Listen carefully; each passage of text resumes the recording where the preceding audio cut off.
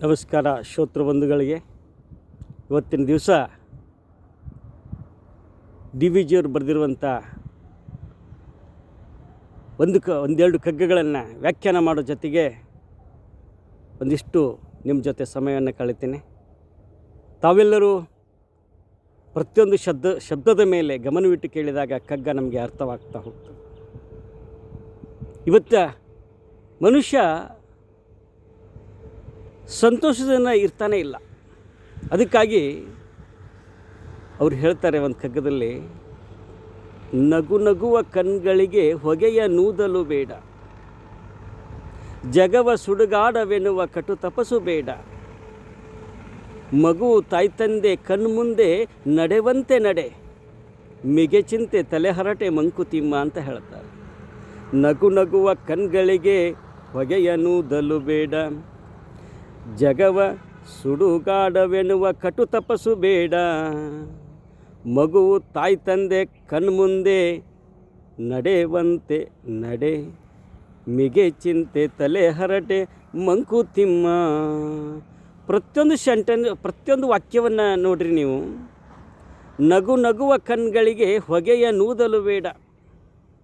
ಈಗ ಯಾರೋ ಒಬ್ಬರು ಸಂತೋಷದಿಂದ ಇರ್ತಾರೆ, ಒಂದು ಒಳ್ಳೆ ಏನೋ ಆಗಿರೋದು, ಅವ್ರ ಮನೆಯಲ್ಲಿ ಒಂದು ಒಳ್ಳೆಯ ಕಾರ್ಯಕ್ರಮ ಇರ್ಬೋದು, ಅಥವಾ ಏನೋ ಒಂದು ನೌಕರಿ ಬಂದಿರ್ಬೋದು, ಅಥವಾ ಒಳ್ಳೆಯ ಪ್ರಶಸ್ತಿ ಮುನ್ನೊಂದು ಬಂದಿರ್ಬೋದು, ಏನೋ ಒಂದು ಸಂತೋಷದಲ್ಲಿ ಇರ್ತಾರೆ.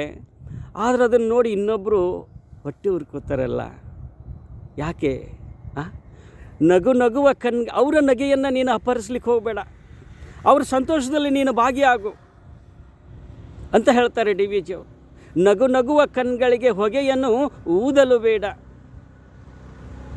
ಜಗವ ಸುಡುಗಾಡವೆನ್ನುವ ಕಟು ತಪಸ್ಸು ಬೇಡ.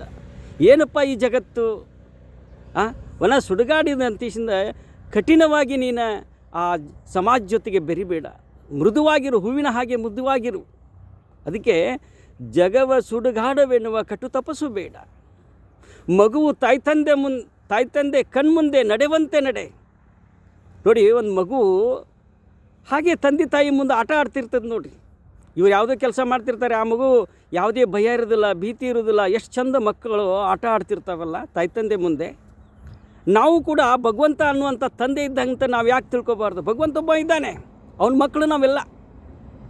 ನಾವು ಆ ಮಗುವಿನ ಹಾಗೆ ನಗ್ತಾ ನಮ್ಮ ಜೀವನದಲ್ಲಿ ಯಾವುದೇ ಕೆಲಸದಲ್ಲಿ ನಿರತನಾಗೋಣ, ಇನ್ನೊಂದು ಮಾಡೋಣ, ಮುನ್ನೊಂದು ಮಾಡೋಣ, ಯಾವುದೋ ಒಂದು ನಗನಗ್ತಾ ಇರಬೇಕಂತ. ಹಾಗೆ ಭಗವಂತನೇ ನಮಗೆ ತಂದೆ ತಾಯಿ. ಅದಕ್ಕೆ ಬಸವಣ್ಣವ್ರು ಹೇಳ್ತಾರೆ, ತಂದೆ ನೀನು, ತಾಯಿ ನೀನು, ಬಂಧು ನೀನು, ಬಳಗ ನೀನು, ನೀನಲ್ಲದೆ ಮತ್ತಾರೂ ಇಲ್ಲವಯ್ಯ ಕೂಡಲ ಸಂಗಮ ದೇವ ಅಂತ ಹೇಳ್ತಾರಲ್ಲ. ಹಾಗೆ ಭಗವಂತ ಒಬ್ಬ ಇದ್ದಾನೆ, ಅವನೇ ನಮಗೆ ತಂದೆ ತಾಯಿ ಅಂಥೇಳಿ ನಾವು ಮಗುವಿನ ಹಾಗೆ, ಮಗು ತಾಯಿ ತಂದೆ ಕಣ್ಮುಂದೆ ನಡೆವಂತೆ ನಡೆ, ಮಿಗೆ ಚಿಂತೆ ತಲೆ ಹರಟೆ ಮಂಕುತೆ. ಉಳ್ಕಾದೆಲ್ಲ ಬಿಟ್ಟು ಬಿಡೋದು, ಯಾರು ಚಿಂತೆ ತೊಗೊಂಡು ಏನು ಮಾಡೋದದ? ಇರಬೇಕಾದ್ರೆ ಚಂದಂಗಿದ್ದ ಹೋಗಿಬಿಡೋದಲ್ವ. ಅಗೆದು ಗೊಬ್ಬರವಿಕ್ಕಿ ನೀರೆರೆದು ತೋಟಿಗನು ಜಗಿವ ಮುಳ್ಳಿರಿತೆಗಳ ಸೈರಿಸೆ ಗುಲಾಬಿ, ನಗುವುದೊಂದು ಅರೆ ನಿಮಿಷ ನಗಲು ಬಾಳು ಮುಗಿಯುವುದು, ಮುಗುಳ ತುಡಿತಕ್ಕೆ ತನಿಯೋ ಮಂಕುತಿಮ್ಮ.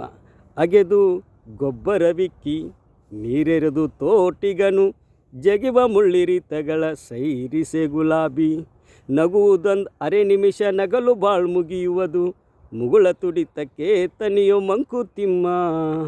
ಒಬ್ಬ ತೋಟಿಗ ಅದನ್ನು ತೆಗ್ಗು ತೋಡಿ ಗುಲಾಬಿ ಹೂ ನೆಟ್ಟು ಗೊಬ್ಬರ ಹಾಕಿ ನೀರು ಹಾಕಿ ಕಳೆ ತೆಗೆದು ಎಲ್ಲ ಮಾಡ್ತಿರ್ತಾನೆ.